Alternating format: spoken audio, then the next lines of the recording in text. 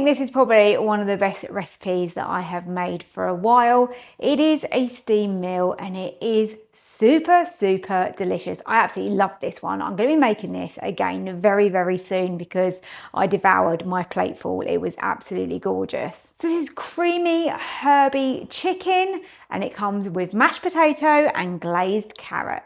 It's very, very simple. It's easy to make, but it really does deliver. So please don't forget to hit that like button for me. Leave me a comment. Let me know if you're going to give it a try, or if you do make it, let me know what you think. And if you do want the written recipe that is printable, they're available over on my website. There's over 400 of them. I think we're up to about 430 at the moment. That's available with my recipe subscription on the website. It's www.susannaskitchen.uk. And of course, my cookbooks are available over there as well. So let's go and start cooking this lovely dinner.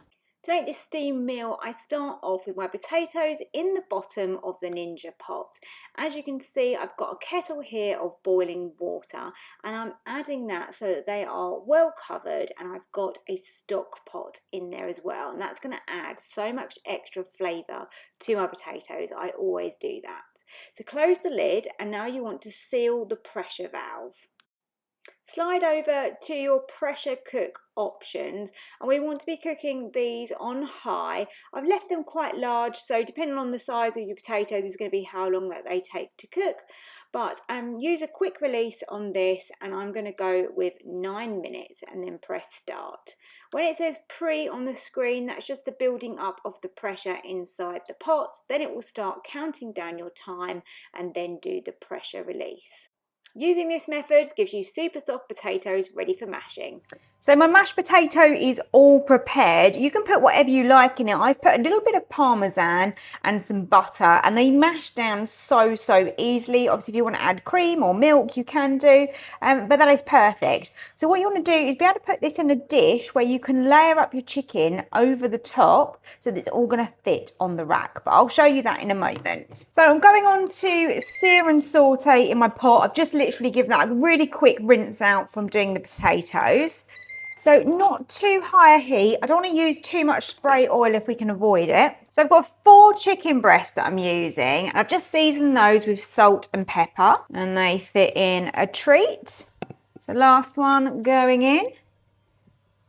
And now when I'm not trying to fully cook these, what I'm trying to do is just get a nice colour on the outside and get them partially cooked. Then we'll make our sauce, and then the chicken can go into the sauce when we bake everything together. Let's have a little check how our chicken is doing. There you go, we're getting a little bit of colour on that bottom. Now I'm on level 3 sear and saute. Probably could have left them a minute or two longer on that side, but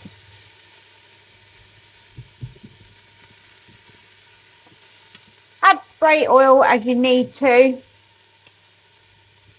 If it's getting a little bit too much colour on the bottom of your pot. Sometimes find that level 3 then gets a little bit low, so I'm just going to flip them over once more, go up to level 4.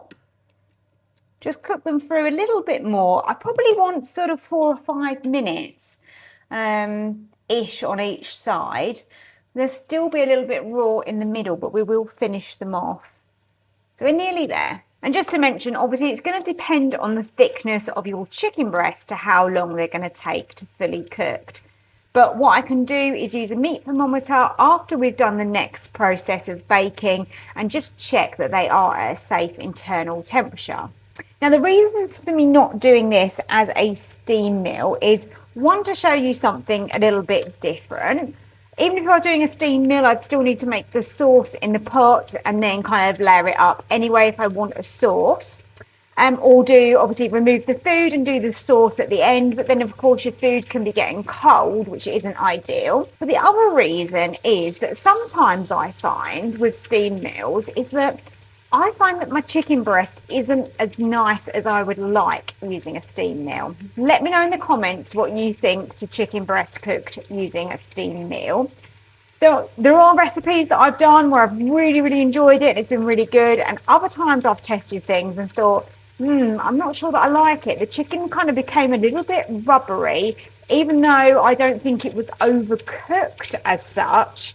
But I think sometimes the element of the steam isn't always the best with, you know, a tender piece of meat such as this. But yeah, let me know in the comments what you think. Definitely some of my steam meals have been incredible with chicken breasts. So maybe I've just been unlucky, but it hasn't put me off from doing it. I will do, you know, more chicken breast recipes using the steam meals.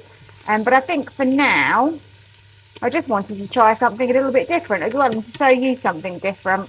Right, I'm happy with the chicken. Let's take the chicken out. I'm going to turn off just the sear and saute for now. So in a shallow baking dish, mine's stained a bit with turmeric, but that doesn't matter. I'm going to add the chicken breast into here. And we will also be putting our sauce into here once we've made that. Okay, all looking good. They fit in there. Set those aside. So let's begin making our sauce. I'm not worried about my pot looking in this condition. That's absolutely fine. I'm going to melt my knob of butter to start with. Now there are lots of bits of chicken in the bottom here. Again, I'm not going to worry about that. This will actually deglaze the pan in a moment because we're going to use some stock. So when your butter is melted, add in the other half of your stock pot or cube, like so. And then I'm going to add in my water. So that's 250 mils of stock that I have then created. And as this heats up, this will allow us to deglaze the bottom of the pot. So while that's heating up and that's dissolving, I'm going to get the rest of my ingredients in. I have forgotten one thing. I was going to put in my garlic granules with the butter, but okay, let's not worry. But if you want to use fresh garlic, use fresh garlic, and ideally put that in before the stock. I think I'm trying to do too many things at once this evening. Never mind, the garlic is in there. I'm going to add a couple of teaspoons of Dijon mustard. So good. Just scrape down my spoon, get that all off.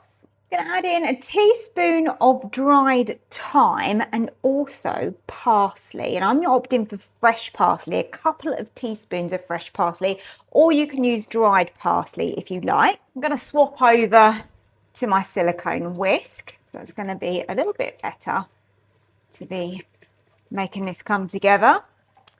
I want my cream in here as well. Now we want to simmer this till it is thickened. I'm going to add in some lemon juice as well. We want a couple of teaspoons of lemon juice. I think that's about right. This smells really, really good. I know it doesn't look great at the moment, but this will thicken as this heats.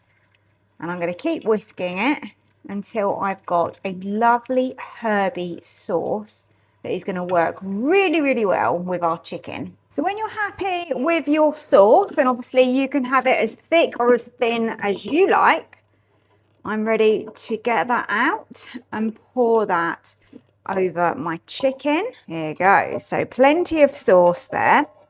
Just going to scrape down my pot. Just making sure that I'm getting everything out. A few little herbs just stuck in the bottom there. There we go. That smells gorgeous. So there is the herby chicken in the sauce. So set that aside as well, like you did with your mashed potato. So they are there ready.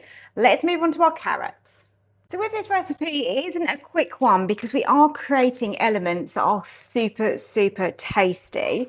So a little bit of time, and I'm afraid we've got a little bit more butter going in. So back on sear and saute, I've rinsed my pot, as you can see, very, very briefly. Knob of butter again.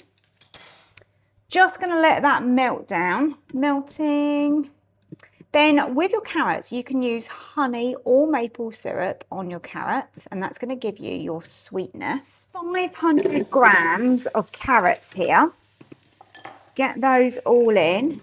Let's give those a stir through that butter. Now I want to start these off before we then bake everything. So I want to give these a head start because I want these carrots to be nice and tender. Let's get some salt on those.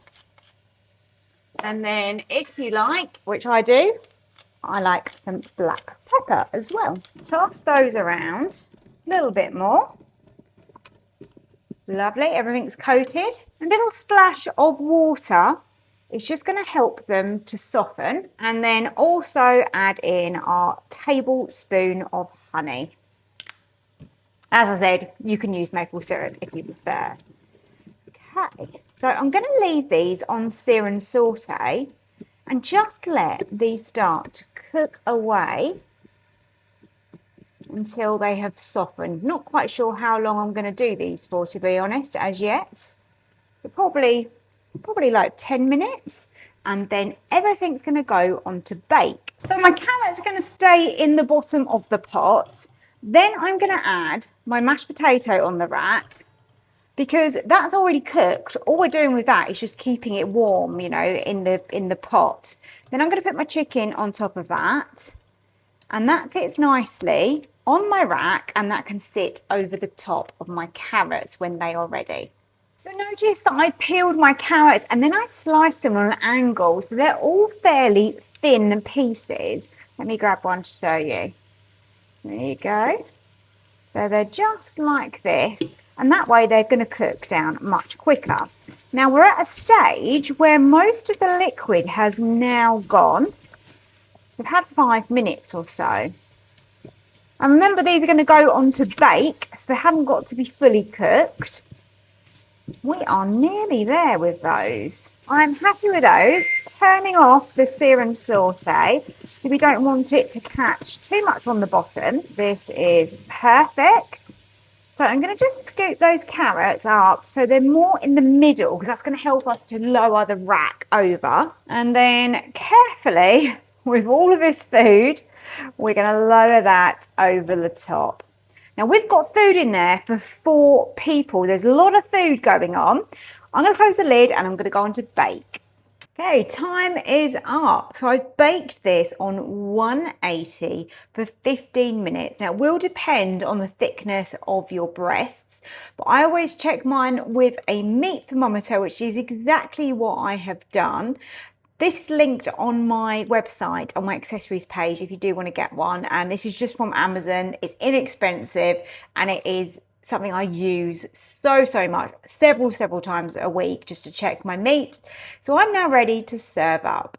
So I need to be a little bit careful here. So let's grab this with my tea towel, and let's take out my chicken and the mash. Lovely, no problems there. Just going to need to give that sauce a little stir before we serve that. Mashed potato has stayed nice and moist because that's been covered by the chicken. And let's have a look at those carrots. And our carrots are looking absolutely gorgeous. They are nice and tender.